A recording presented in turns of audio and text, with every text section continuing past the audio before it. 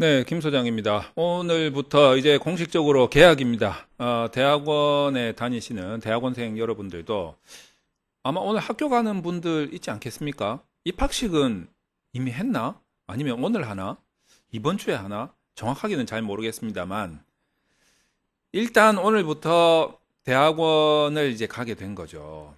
자, 대학원을 졸업하신 분들. 그래서 석사학위를 받으셨다거나 박사학위를 받으신 분들, 이런 분들 무조건 이제 대학원에서 박사학위를 받으면 바로 교수가 되는구나 이렇게 생각하시는 것 같은데 아닙니다. 요새는 뭐 인구 절벽 시대에 들어와 가지고 대학들도 폐교되는 대학들이 많이 생기고 있는 거 여러분 아시잖아요. 그래서 옛날처럼 분위기가 그렇게 막 진짜 꽃피는 봄처럼 파릇파릇하지가 않습니다. 살발합니다. 지금 살발해. 자, 그래서 학위를 받으시는 분들 뭐 다양한 목적이 있으시겠지만 본인의 목적 달성에 유용하게 사용이 될 수 있다면 얼마나 좋겠어요. 예를 들어서 자기가 무슨 이제 직업과 관련된 그런 곳에 이 학위가 아주 유용하게 사용된다면 뭐 그것만큼 좋은 일은 없을 것 같고, 그리고 정말 열심히 공부해가지고 이제 학교에서 뭐 강의를 한다거나 교수가 되면 정말 좋겠죠. 하지만 모든 사람들이 학위를 받는 모든 사람들이 그렇게 될 수는 없는 거지 않습니까? 나는 그냥 삶의 보람으로 여긴다 하시는 분들도 계시겠지만 어쨌거나 이 학위를 가지고 조금이라도 내가 뭐 연구를 하는데 또 나의 어떤 역량을 증진시키는데 또는 뭔가 기여하는데 뭐 경제적인 수입을 얻는데 도움을 받고 싶은 분들이 계신다면 이것도 한번 생각해 볼 필요가 있다라는 차원에서 제가 한 가지 소개를 좀 해 올리고자 합니다. 어떤 거냐면 이제 제가 일전에 한번 영상에서 소개를 해 드린 적도 있는데 이 한국연구재단이라는 곳에 들어가시면 이거 이미 알고 계신 분도 많이 계시겠죠. 근데 이제 제가 뭐 여러 가지 이런 방법들이 있습니다. 학위를 이용해서 할 수 있는 일들 제가 컨설팅 받으러 오신 분들한테 한국연구재단 소개도 많이 해드렸어요. 한국연구재단에서 여기 이렇게 요 밑에 보시면 요 아이콘이 있는데 이제 사업 공지 칸이 있습니다. 그래서 이 사업 공지 여기 보이시죠? 아이고 뭐가 쑥 올라가네. 자, 여기 사업 공지 보이시죠? 얘를 얘를 이제 클릭하거나 아니면 여기다가 어, 사회과학 학술연구, 사회과학 인문사회 학술연구인가? 제가 정확하게 이름을 모르겠네. 인문사회 학술연구인 것 같아요. 인문사회 학술연구라고 그냥 인문사회 이렇게만 치셔도 돼요. 그러면 이제 관련 사업이 나옵니다. 이거 이제 돈 받고 이제 연구를 하는 거죠. 그래서 사업 공지를 이렇게 탁 누르게 되면 한번 제가 눌러볼게요. 이 전체 코너에 여기 지금 현재 2024년 인문사회 학술연구네요. 인문사회 학술연구 비유형이 이렇게 올라와져 있습니다. 비유형은 석사학위만 있어도 가능합니다, 여러분들. 대신에 이제 직업이 없으셔야 돼요. 그러니까 이게 뭐죠? 그 고용보험 같은 거 들지 않은 직업이 없어야 된다는 게 이제 조건입니다. 그래서 요 비유형에 한번 들어가 보면 이게 지금 언제까지 신청을 하게 돼 있냐면 이 공고 잘 읽어 보시고요. 이 공고 PDF 파일 잘 읽어 보셔야 돼요. 지금 보면 신청 기간이 3월 14일까지 오후 6시까지. 그러니까 현재 지금 3월 4일 월요일인데 따지고 보면 다음 주 목요일까지 시간은 좀 있는 편입니다. 이제 중요한 거는 이제 여기 신청서에 보면 연구 계획이 작성이 돼야 되는데 요것 때문에 저희 연구소에 방문하셔가지고 좀 연구 계획 검토라든가 연구 계획 수립이라든가 이런 컨설팅을 받으시는 분들이 좀 계십니다. 자, 그리고 조금 더 이제 다시 목록으로 들어가가지고 밑에 목록에서 한 3번인가 4번인가 좀 들어가시면 4번인가 보네. 4번 정도에 들어가시면 5번인가? 쭉 가다 보면요. A형이 또 있어요. 아, 이거 한참 더 가야 되구나. 제가 A형 찾아놓은 게 있으니까 그걸로 보도록 하겠습니다. A 유형인데, 아니면 요 검색을 하셔도 돼요. A 유형이라고. 이렇게 검색을 하셔도 되니까, 요걸 한번 보시면, A 유형은, 요거는 이제 주로 이제 박사 위주입니다. 아까 그 B 유형이, 1년짜리. 1년짜리. A 유형은, 박사 학위가 있어야 되는데, 직업 없고 뭐 이런 것들은 다 조건이 같은데, 이건 5년짜리입니다.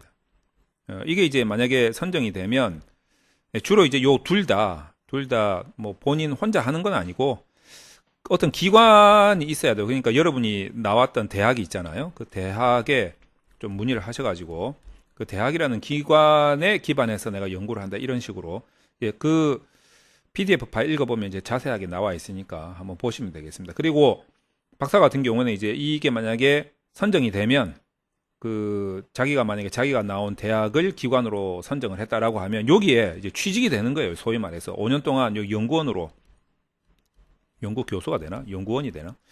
해가지고 여기서 이제 5년 동안 일을 하는 거랑 마찬가지입니다. 월급 받으면서. 물론 이제 그 금액은, 이 대학이 이제 분담을 하는 이제 이런 방식이죠. 그래서 이제 금액은 자기가 받은 금액보다는 좀 실제로 받는 금액은 줄어든다는 점 알고 계셔야 됩니다. 근데 A 유형은 언제까지냐? 이게 아마 이번 주까지일걸요? 요거를 이제 신청 요강 공지사항을 눌러보면 이게 언제까지냐면 3월 7일, 이번 주 목요일까지. 이번 주 목요일까지. 오후 6시까지. 그래서 요 안에 이제 연구 계획서를 작성을 하셔야 되는데 이거 이제 검토받으러 오신 분들이 조금 이게 공통점이 좀 있더라고. 그게 제가 조금 답답해가지고. 어떤 거냐면 이런 겁니다. 이제 1년짜리 같은 경우에 B 유형 같은 경우도 그렇고 이 5년짜리 있잖아요. A 유형. 이거는 뭐 연구 한 편 가지고는 안 되겠죠. 연구를 그래도 뭐 연차별로 계속 이어지는 이런 연구를 해야 되는데 연구라는 게 말이죠. 이 연구 계획서를 이제 심사를 하실 거 아니에요? 굉장히 공정하게 하실 거란 말이에요. 그러면은 요 심사하시는 분들이 여러 가지를 검토하겠죠. 여러 가지를 검토하는데 이 심사위원의 그 속마음을 제가 정확하게 알 수는 없으나 아마도 이런 부분에 조금 점수를 주지 않을까. 왜냐하면 연구를 한다는 거 이게 학술 연구란 말이에요. 인문사회 학술 연구란 말이에요. 이 학술 여기에 여러분들이 많은 그 주의를 좀 기울여야 돼요. 이게 무슨 아이디어 공모전도 아니고 그리고 비학술적인 부분도 아니고 그러니까 여러분들이 학술이라는 것에 조금 관심을 가질 필요가 있다. 그래서 반드시 이 연구가 선행 연구와 어떤 점에서 차별화를 가지며 이 차별화를 통해서 이 학술적 가치에 기여할 수 있는가? 이 부분이 우선이 돼야 될 거예요. 그리고 나서 또 이게 아무리 인문사회 학술 연구라고 하지만 실질적으로 이제 이 학술적 가치에 기여된 부분에 의해서 어떤 실무적 방안에 대한 어떤 기초 자료의 역할도 할 수 있어야 되지 않을까. 이 부분을 조금 고려해야 될 텐데 저 같으면 학술적 가치가 한 6, 70% 그리고 실무적 방안의 기초 자료 역할을 할 수 있다는 데가 한 3, 40% 정도 비중을 두는 게 좋지 않을까. 뭐 이런 생각을 좀 가집니다. 그리고 또 한 가지는 이게 학술적 가치에 기여를 하기 위해서는 이게 잘 생각을 하셔야 되는데 학술적 가치에 기여를 한다는 말은 선행 연구와 차별화를 가져야 된다는 뜻이고 선행 연구와 차별화를 가져야 된다는 것은 선행 연구들이 가지는 한계를 극복하는 차원에서 연구 필요성이 다시 말해서 연구 문제가 연구 가설이 나와야 된다 이거가 되겠죠. 자 그러면 선행 연구의 한계를 극복한다는 것은 이 선행 연구의 동향을 파악을 할 필요가 있다는 겁니다. 그러니까 선행연구가 이렇게 흘러가고 있는데, 선행연구들이 이거를 놓치고 있었네? 이거를 못 보고 있었네? 이렇게 선행연구의 한계가 연구자의 눈에 딱 들어오게 되려면 그 이전에 선행연구의 동향을 파악하고 있어야 된다 이거죠. 이 선행연구의 동향을 파악한다는 말이 어떤 말이냐면 이 연구가 이런 이론적 근거에 기반해야 된다라는 뜻이 되는 거죠. 그게 이 전체가 일목요연해야 돼요. 일목요연해야 돼요. 그러니까 연구자의 시각이라든가 연구자의 관점이라든가 이런 것들이 일목요연하게 하나의 논점으로 딱 나와서 이 논점이 연구 필요성이 되고 그게 연구 문제가 돼야 된다는 거죠. 이거를 여러분들이 잘 생각을 하셔야 돼요. 자, 그렇다면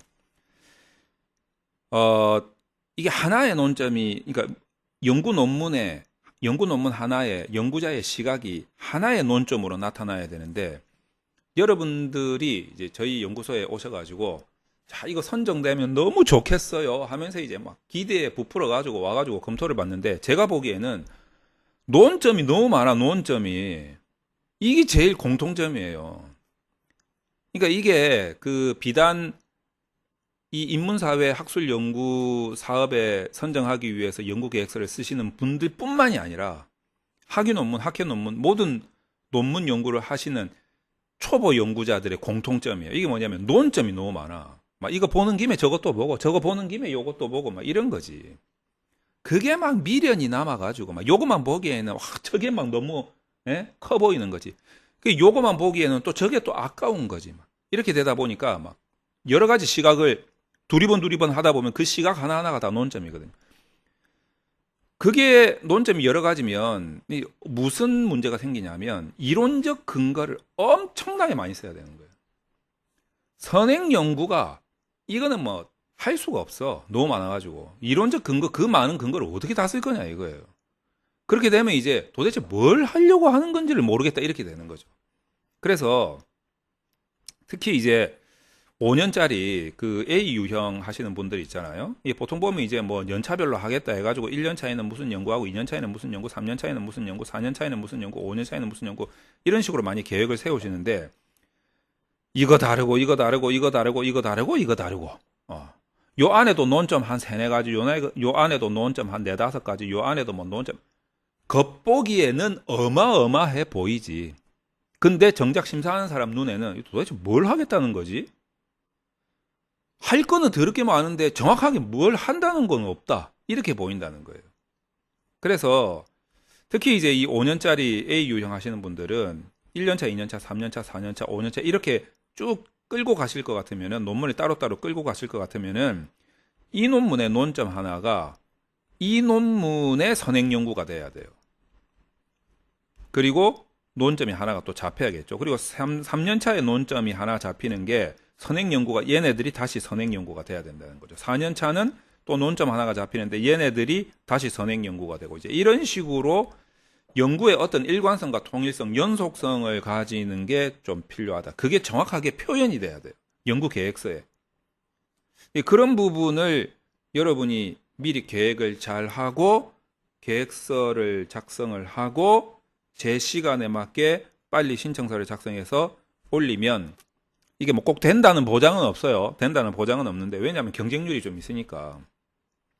그래도 그 심사하시는 분들의 입장에서 보면 뭔가 정확하게 이 연구자는 뭘 하려고 하는구나 라는 것이 확실히 드러날 거다라는 거죠. 그래서 눈에 띄어야 뭐 선정이 되든 뭐 처음에 1차 배수에 좀 걸러지든 할 거 아닙니까? 그래서 그런 부분을 대부분 다 놓치고 있더라라는 점을 제가 물론 이제 연구 계획서도 깨끗하게 작성하는 것도 중요해요. 막 엉망으로 막 본인만 알아볼 수 있게 작성해가지고 심사위원들이 막 눈 아프고 막 그 심사하는데 안 그래도 힘들어 죽겠는데 막 글씨도 개판이고 이러면 안 되잖아요. 물론 이제 뭐 신명조로 썼다가 뭐 고딕체로 썼다가 뭐 글자 크기가 뭐 11폰트로 됐다가 갑자기 뭐 9폰트로 됐다 이렇게 하면 안 된다라는 거예요. 깔끔하게 써야 된다. 자, 그런 부분을 여러분들이 유의해서 학위를 이용해 가지고 여러분들이 뭐 여러 가지 일을 할 수 있지만 이제 이런 학술 연구 사업에 응모해서 여러분들의 어떤 경제적인 수익도 가져가면서 여러분의 경력도 쌓고 실적도 쌓고 또 보람도 느끼고 얼마나 좋습니까? 이런 거를 뭐 또랑치고 가재 잡고 이런 거 아니겠습니까? 그래서 여러분들 이런 길도 있다. 요즘에 이제 지금 마감 시간이 다 돼 가니까 문의가 많이 와요. 그래서 여러분들한테 일률적으로 제가 이렇게 영상으로 한번 남겨서 가장 여러분들이 주의해야 될 포인트에 대해서 설명을 드렸습니다.